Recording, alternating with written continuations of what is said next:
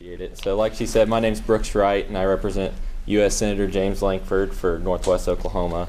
And before I launch into kind of what our key policy victories were from last year, since we haven't done that much work on the policy side this year yet, I think the presidential's kind of hurt us in that regard. But I'll take a moment to remind you all of what Senator Langford's committee appointments are, because I think it's always good to get a refresher on what work he's doing, since we're the junior senator and we don't get as much the high profile publicity as Senator Inhofe does. But he does serve on some key he serves on some key committees that I think are really important. He serves on appropriations, where he's doing a lot of good work there. The Omnibus bill that got passed through, we had some major influence on that, especially with lifting the ban on oil exports. You also have Select Committee on Intelligence, which, if you recall previously, Senator Boren had served previously on the Select Committee on Intelligence.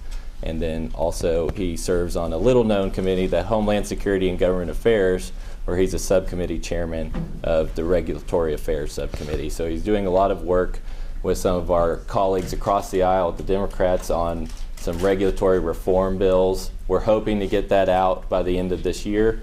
I don't know if you've seen, but we're missing a Supreme Court justice now that we are going to be having to.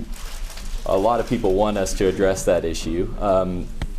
Supreme Court or Senate Leader Mitch McConnell has come out publicly and said that we're not going to be holding any appointment hearings, and we're doing that because we really want the vote of the people to have an influence on the Supreme Court.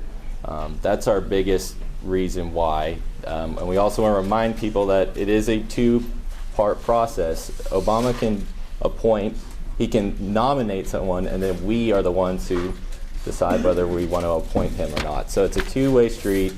I don't think he sees it that way, but we're going to allow the people of the United States to decide on who they want selecting the next Supreme Court justice. Other than that, let's talk a little bit about what some of our key legislative victories were last year. Okay. Sorry about that. We passed an elementary and secondary education reauthorization, which was the first to happen in 10 years. And what it did was repeal a lot of the unnecessary and burdensome rules and regs that were put into it from No Child Left Behind.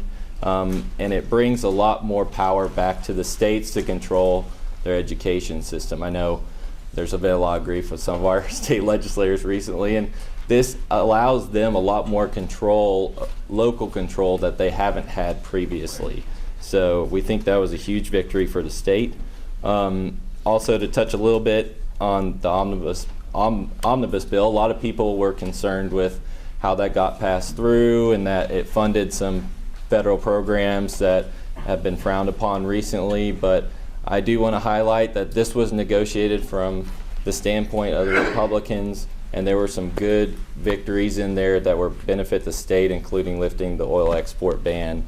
And I can't emphasize enough how huge of a victory it was to get someone like President Obama to sign off on that, which presidents like George W. Bush and his father also had the opportunity to lift that without an act of Congress, and they decided not to. So that was a huge victory for Congress to get that passed. Other than that, some of the action that our office did, we carried on the legacy that Senator Coburn had left with his waste book that we've done every year. We renamed it. We called it our Federal Fumbles book. We thought it would be kind of funny with the little football motif, but we put that out, and I think it got a lot of publicity and highlighted a lot of issues that we're going to be working to remedy in the next coming year, and wanted to bring some of the more comical things that we found in there. Apparently the government thinks it's important to study the dating habits for elderly folks, and we spend $375,000 every year to study the dating habits of elderly Americans. Kind